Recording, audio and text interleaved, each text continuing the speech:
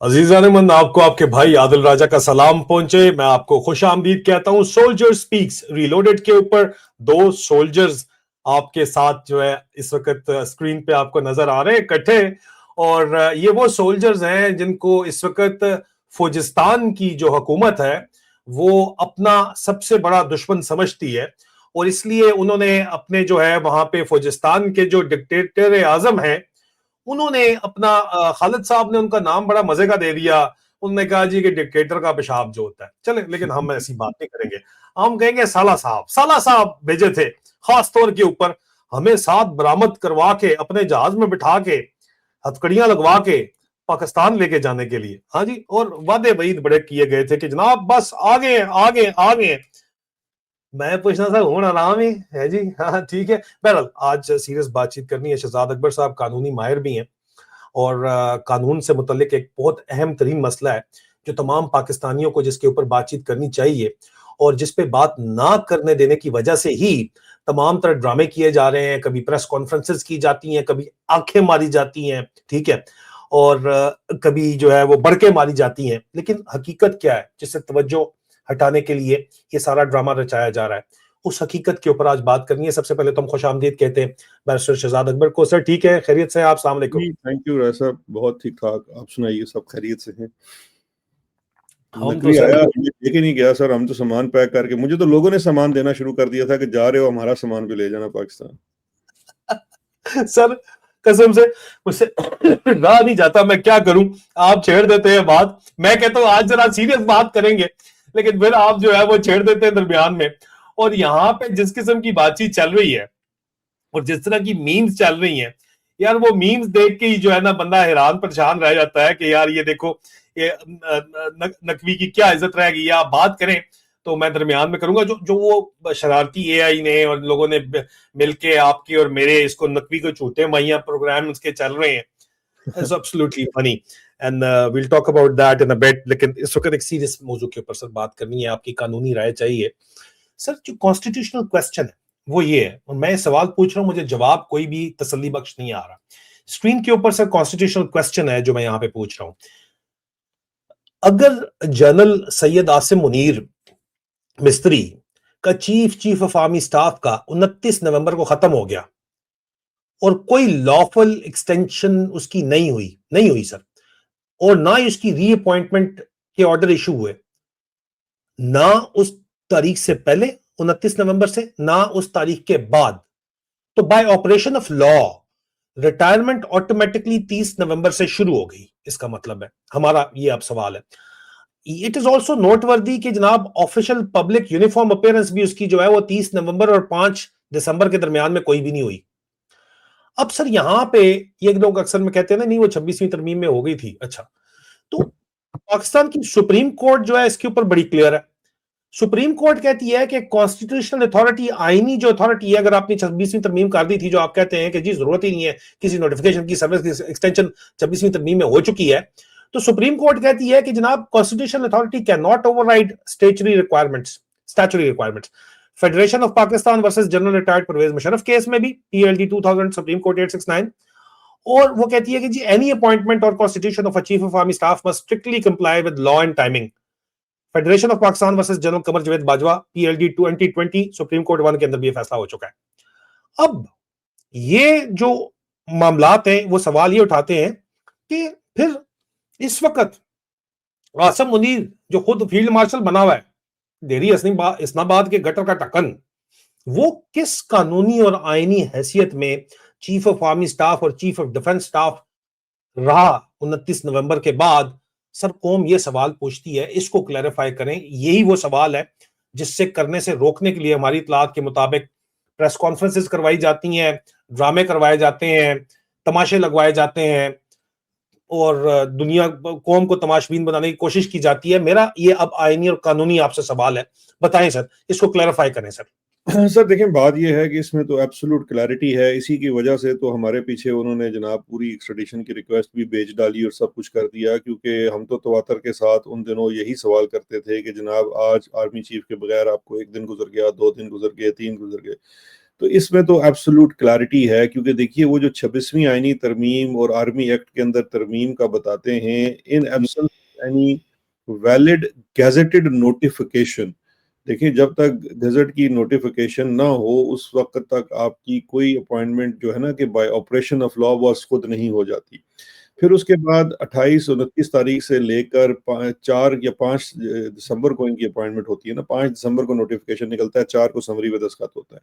वो जो जी 5 दिन हैं, उन 5 दिनों में एक और बड़ा क्लियर व्यू एक बड़े सीनियर कानूनदान आबिद ज़ुबैरी हैं, उनका आया और उन्होंने कहा कि 27वीं आईनी तरमीम होने के बाद अब इस बात में कोई गुंजाइश नहीं रह गई कि नोटिफिकेशन के बगैर आर्मी चीफ नहीं हो सकता।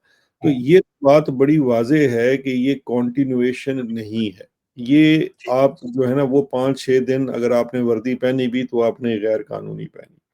अच्छा, हम्म, अब इसमें जो अबहम पैदा किया गया, मुझे ये लगता है कि इसमें शायद किसी हद तक जानबूझकर भी किया गया, क्योंकि अब ये जो नई अपॉइंटमेंट है, इसको दरअसल ये नई अपॉइंटमेंट समझना और समझाना चाहते हैं। ये आसिम मुनीर की ज़िंदगी में या उसके इक़्तिदार में बैठे हुए तो अब ये कानून की इंटरप्रिटेशन तो देखिए ना अदालत कर सकती है। अदालत पहले पाकिस्तान के आइन के मुताबिक सुप्रीम कोर्ट थी। जनरल बाजवा के वक़्त भी जब अबहम पैदा हुआ उसकी एक्सटेंशन को लेकर तो मामला सुप्रीम कोर्ट के पास गया, फिर उसकी वजह से आइन साज़ी हुई, कानून साज़ी हुई। हम्म, अब चूँकि ये बात आसिम मुनीर को बहुत बेहतर तरीके से पता थी, तो उसने ये वारदात डालने से पहले जो है ना, जिन्होंने चेक करना था उनको ख़त्म कर दिया। यानी कि सुप्रीम कोर्ट को ख़त्म कर दिया। 27वीं आईनी तरमीम में उसकी इंडिपेंडेंस ख़त्म कर दी और आईनी चीज़ों की वज़ाहत के लिए सिर्फ़ एफसीसी को बना दिया और एफसीसी में हैंड पिक्ड लोग बैठ गए। हम्म, अच्छा, इस बात में भी मैं बताऊँ राजा साहब, कोई मैं समझता हूँ अचंभा नहीं होगा कि अगर आपको 2, 4, 6, 8 महीनों बाद अचानक कहीं से एक पिटीशन आए, यही हम्म, वाले सवाल उठाए जो हम कर रहे हैं, वो एफसीसी के सामने जाए और वहाँ पे हम्म, एक लार्जर बेंच बनाकर वो इस इश्यू को हमेशा के लिए दफना दें। ये हम्म, कोई नई वारदात नहीं होनी है, ये वही रूल बुक है, बार-बार ये मामलात हो चुके हैं। माज़ी में जो एलएफओ था, लीगल फ्रेमवर्क ऑर्डर जो मुशर्रफ ने करवाया था, वो भी दरअसल जो था वो ऐसी ही एक जिसे कहते हैं ना रला-मिला कर उन्होंने वारदात डाली थी, जिसके तहत उन्होंने अपना जो सब कुछ महफूज़ कर लिया था। यहाँ पर भी ये तो बात उनको पता है कि वो महफूज़ नहीं है, उसको किसी मौके पर महफूज़ किया जा सकता है। तो लिहाज़ा एक चीज़ तो ये है कि ये ज़हन में क्लैरिटी रखिए कि 29 से लेकर 5 तारीख तक कोई आर्मी चीफ नहीं था कानूनी तौर पर। 5 से अगर उनकी अपॉइंटमेंट होती है, तो वो अपॉइंटमेंट जो है अब फ्रेश अपॉइंटमेंट है 5 साल के लिए कि हाँ, अब सवाल यहाँ पे ये आ जाता है कि एक रिटायर्ड आदमी, देखिए ना, अगर तो ये होता ना कि ये फ्रेश अपॉइंटमेंट है, तो फ्रेश अपॉइंटमेंट तो किसी शख्स की भी हो सकती है। कल जब ये सवाल उठेगा और अगर अदलिया में थोड़ी-सी भी सकत हुई या कोई और ताले आज़मा नीचे से तैयार हुआ, बैठा हुआ जिसने 4 जज काबू कर लिए, जिस तरह से माज़ी में ये भी होता रहा है, तो फिर वही अदालत हो सकता है कि ये इंटरप्रिटेशन करे कि जनाब आपसे ये गलती हुई कि बाकी बातें तो ठीक हैं, अपॉइंटमेंट आपकी फ्रेश थी, लेकिन रिटायर्ड जर्नैल जो है ना वो फ्रेश नहीं हो सकता। अच्छा, उसमें भी अब एक और अबहम इसमें अब मज़ीद जो है ना गुंजल, क्योंकि जब हम कानूनी बात करते हैं तो उसमें आपको हर खाने कवर करने पड़ते हैं। अब इसमें जो एक और अबहम पैदा हो जाएगा या एक और गुंजल जिसको हम पंजाबी में कहते हैं वो पड़ जाएगा, वो ये है कि आसिम मुनीर साहब की जो लास्ट टाइम अपॉइंटमेंट होती है, वो भी बाद अज़ रिटायरमेंट होती है, क्योंकि आपको याद है ना 2 दिन का गैप था जिसके लिए बाकायदा उसकी अलग से समरी पास करवाई गई अदालत से काबीना से और उसको भी उन्होंने नोटिफ़िकेशन वगैरह सब कुछ करके, यानी कि उस वक़्त सफ़े काले किए गए, तो वो फिर हम तसव्वुर कर सकते हैं कि वो वाली अपॉइंटमेंट तो लीगल हो गई। अब जी इस दफ़ा जो 5-6 दिन का गैप है, उसको काबीना के किसी फैसले से, फेडरल गवर्नमेंट के किसी फैसले से या किसी भी नोटिफिकेशन से कवर नहीं किया गया। वहाँ पर मैं ये समझता हूँ that part is their underbelly, जो गालिबन इन्होंने उसको उसकी इंटरप्रिटेशन के लिए वो राना सनाउल्लाह का ही समझ लिया कि बाय ऑपरेशन ऑफ लॉ, ऐसा नहीं होता बाय ऑपरेशन ऑफ लॉ। देखिए, जब तक आप उस 5 दिन की जो गैप है उसको रेगुलराइज़ नहीं करते, because if he stands retired on 28th नवंबर 2025, तो फिर वो 5 दिसंबर को फ्रेश आर्मी चीफ और सीडीएफ नहीं लग सकते। ये चीज़ हमें समझनी पड़ेगी। क्योंकि देखिए अब उसमें एक और अब इस सब सिनेरियो में एक और चीज़ आ जाती है और वो है 27वीं आईनी तरमीम। 27वीं आईनी तरमीम के ऊपर जब सदर साहब ने दस्तखत कर दिए तो चीफ जो फील्ड मार्शल है, देखिए अब वो 2 हैट्स पहन रहे हैं ना। एक तो वो चीफ ऑफ आर्मी स्टाफ हैं और 4 स्टार जनरल थे। उस ओहदे से तो वो 28 नवंबर को रिटायर हो गए। हम्म, जो दूसरा उनका होता है, जिसको आइन ये कहता है कि आपको ये वो सब कुछ दे दिया जाएगा है, वो है फील्ड मार्शल का ओहदा। ठीक हो गया? हम्म, हम्म, अब अगर ये फील्ड मार्शल का जो ओहदा जो आइन के मुताबिक इनको दिया गया और सीडीएफ को जो ये बने, उसकी नोटिफिकेशन भी बाद में होती है। लेकिन हम्म, 28 तारीख से लेकर यानी कि 29 तारीख से लेकर 5 तारीख तक वो शायद फील्ड मार्शल तो होंगे, लेकिन जिस तरह होता है ना कि अफ़सर ओएचडी यानी कि वो अफ़सर बकार ख़ास यानी कि उसके पास कोई ख़ास ओहदा नहीं होता, तो वो वाला उनके पास ओहदा जा चुका था। अब ये सारी चीज़ें ऐसी हैं जिनके ऊपर ऑफ़ कोर्स एक कानूनी इसके ऊपर एक्सरसाइज़ होना होगी एक दिन और फिर वहाँ पर ये बातें तय की जा सकती हैं। लेकिन अब उसमें सबसे बड़ा मसला ये है कि वो बात तय करने के लिए फ़ोरम जो है, वो फ़िलहाल तो एक आज़ाद फ़ोरम नहीं है, वो एफसीसी है, जो इनकी घर की बांदी है। आप उसको समझिए कि वो उसका जो लेवल है, वो इस्लामाबाद के सेक्टर कमांडर के से भी नीचे है। वो मतलब बिल्कुल उस लेवल पे डील हो रहा है। तो लिहाज़ा फ़िल वक़्त तो इसमें कोई चैलेंज नहीं होगा, लेकिन किसी भी मौज़ू वक़्त के ऊपर कोई भी नया ताले-आज़मा इन्हीं चीज़ों को इनके खिलाफ खड़ा कर देगा। आसान अल्फाज में मौजूदा इस वक्त फील्ड मार्शल का जो मौजूदा आसम मुनीर का स्टेटस, लीगल स्टेटस क्या है सर? सर लीगल स्टेटस तो देखें ना, वो तो अदालत ने डिक्लेयर करना है। मैं तो कहता भी रहूँ क्योंकि देखें हम तो नहीं मानते उनको, हम तो वैसे भी नहीं मानते, हम तो वैसे भी नहीं एग्जिस्टिंग मानते। एग्जिस्टिंग कवानीन के मुताबिक सर, ये जो क्वेश्चंस हैं उसके सर मुताबिक क्या ये लीगल है इनका स्टेटस सर? ये देखें पहले भी एक लीगल दफा आपको पता है कि प्रमोशन के बाद, ये रिटायरमेंट के बाद इनको आर्मी चीफ लगाया गया था लंदन प्लान के मुताबिक, जी, जो 3 साल वो देखें ना, पहले किया मैं गया। वही बात अर्ज़ कर रहा हूँ राय साहब कि वो जो पहले लगाया गया था, उस वक़्त उनको 2 दिन का जो गैप था, उसको रेगुलराइज़ किया गया था। रेगुलराइज करवाया गया था बाद में इस जी। दफ़ा रेगुलराइज़ नहीं हुआ है, इसलिए नहीं हुआ इनका है, स्टेटस जो है वो मुअल्लक है। मोहल्लक है, असल कहानी ये। अच्छा जी, सर, वो जाते जाते ये बता दें, वो आए हुए थे आपके दोस्त जो है वो आ, मुझे आपको लेने के लिए, अच्छा, अच्छा। जो है वो काफी रोला बना हुआ था, तो वो मुझे आपको ले जा नहीं सके, और लेकिन बरतानी हुकूमत ने उनको कुछ कहा है, हमें पता चला है। तो ये बताइएगा कि सर ये हुआ क्या है, कहानी आपको क्या पता चली है? यहाँ मुलाकातें तो बड़ी वो करके गए हैं, झूठे माइया मैंने और आपने बड़ा उनको कराया है, इसलिए साथ साथ ये लगा हुआ है। वो अंदर की बात जरा हमें बता दें, कुछ आपके जराये से आपको पता चली है कि ले जा नहीं सके हमें। दरमियान में वो गश्तोड़ी साहब हैं, उन्होंने कह दिया कि गश्तोड़ी साहब, मुझे नाम उनका जरा मिस कर जाता हूं मैं, क्या है, उन्होंने कहा कि यार वादा उन्होंने कर लिया है कि अगले साल के 3 महीनों में भेज देंगे। आपके पास क्या इतलात हैं ब्रिटिश स्टैब्लिशमेंट से? आपकी जाहिर बात है बातचीत होती है लंदन में होम ऑफिस से, फॉरेन ऑफिस से भी। मोहसिन नकवी साहब को क्या मिला है यहाँ पे जो तशरीफ वो लाए हुए थे, मुझे और आपको खास तौर के ऊपर बड़े ऐलान करके आए थे सर, वहां पे मुलाकातें करके जेन मैरियट से, और ऐलानात करवा के आए थे कि जनाब मैं लेके आवांगा, बस मैं जा रहे हूँ तेल ला के। तो यहाँ पे हुआ क्या सर? अंदर की कहानी हमें बताएं कि अंदर खाते इसके साथ हुआ क्या है सर, और क्या बरतानी हुकूमत ने मेरे और आपकी हवालगी से मुतल्लिक इनको जवाब दिया सर?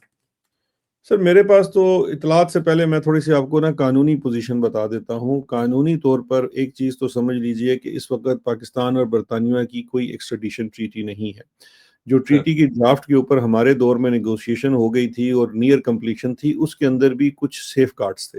और उनमें सर से जो सेफ़गार्ड्स थे वो उसकी एक बड़ी लंबी फ़हरिस्त है जिसमें रियासत पाकिस्तान को गारंटी करनी पड़ती है और उस गारंटी को अदालत में तोला जाता है, नापा जाता है।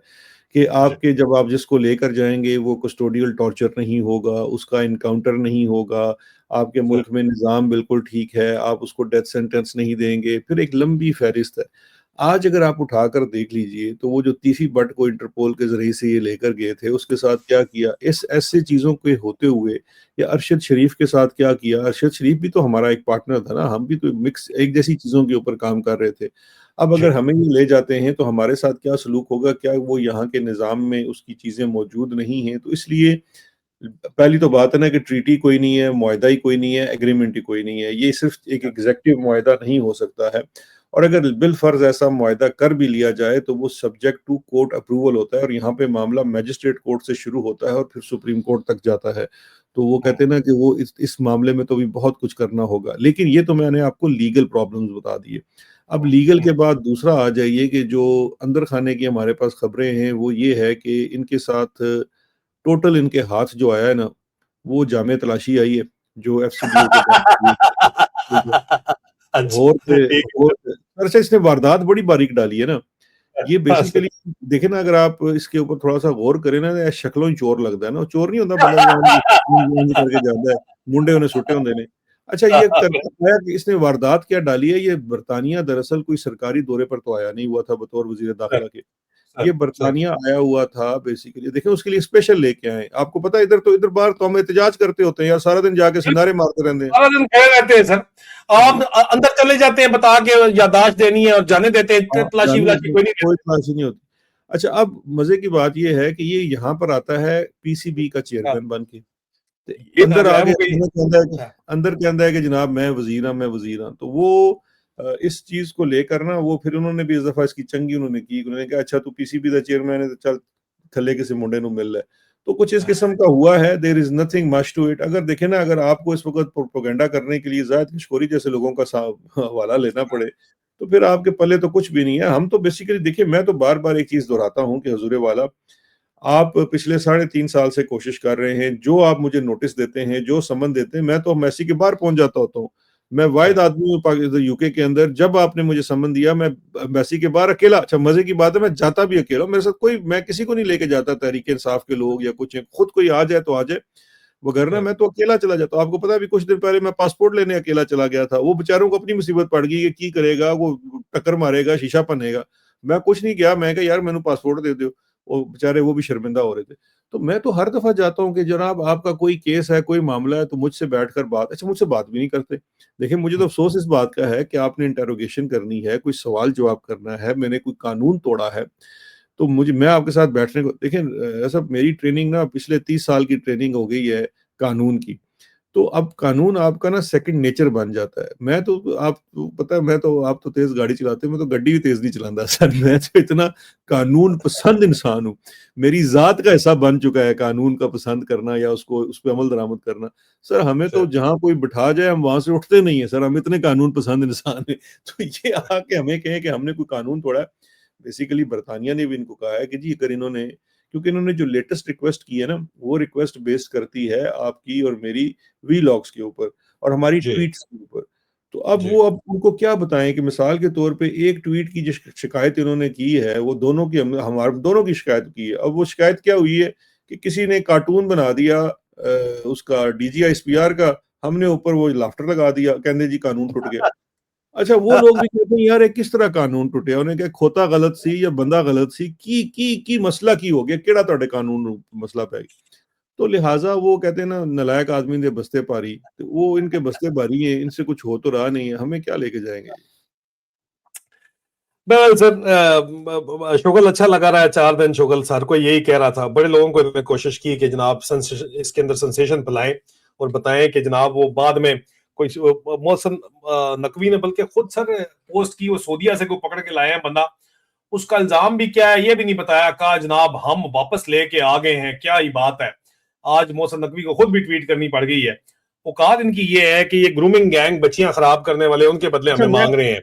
मैं आपको एक और बात बताता हूँ राय साहब, ये जब इस सर, किस्म की डेस्परेशन होती है ना, तो हम भी रियासत के अंदर रहे हुए हैं ना, तो हमें पता है कि ये डेस्परेशन तब होती है कि जब आपका बॉस कहता है कि तू करदा की है सारा दिन, और तू तनख्वाह केड़ी गल दी लैंदा है, चार चार तू ओहदे रखे ने, तेरे कोल दो बंदे ले आए नहीं जाते। उस वेले जनाब वो फिर कहता है यार गिशकोरी इस तरह करना, खबर कर दे यार, गल बना दे मेरी, 4 दिन आवाज चला दे मेरी, बड़ी बेइज्जती होंदी है उत्थे जाके। ਇਹ ਗੱਲ है सर टोटल। चलो सर ठीक है, कर ले ये जो भी। हम भी यहीं पे हैं, द गज दे मैदान दे। आपने जो पटना और खटना है आप पट लें और खट लें। अल्लाह मालिक है, सदा बादशाही सोने रब की है और हम हक और सच की आवाज बोलते रहेंगे। और सिर्फ अगर आपको लगता है कि ये बोलने से फर्क नहीं पड़ता तो ये आपके सामने है। आदिल राजा और शहजाद अकबर को लेने बकायदा तौर के ऊपर वहां मुलाकातें खबरें लगा के खुद पहुंचे हुए, मिलियंस ऑफ डॉलर लाफेयर के अंदर लगाए जा रहे हैं। कुछ तो है, कुछ तो फर्क पड़ता है, तभी इतना रोला है ना जी। उसके बगैर तो कोई रोला नहीं है ना। और ये काम जो हम कर रहे हैं हम करते रहेंगे इंशाल्लाह, और इससे फर्क बिल्कुल पड़ता है इंशाल्लाह। अपना ख्याल रखिए, बहुत जल्द दोबारा मुलाकात होती है। शहजाद अकबर साहब बहुत बहुत शुक्रिया। अजीज़ान, ठीक है जी। मजीद ब्रेकिंग न्यूज तज्जियों के लिए चैनल को लाइक कीजिए, सब्सक्राइब कीजिए और इस वीडियो को अगर आपको पसंद आई है तो शेयर कीजिए, और प्राइवेट वीलॉग्स के लिए आप मेंबर बन सकते हैं मेरे चैनल के ऊपर। बहुत बहुत शुक्रिया। थैंक यू शहजाद अकबर साहब। Thank you.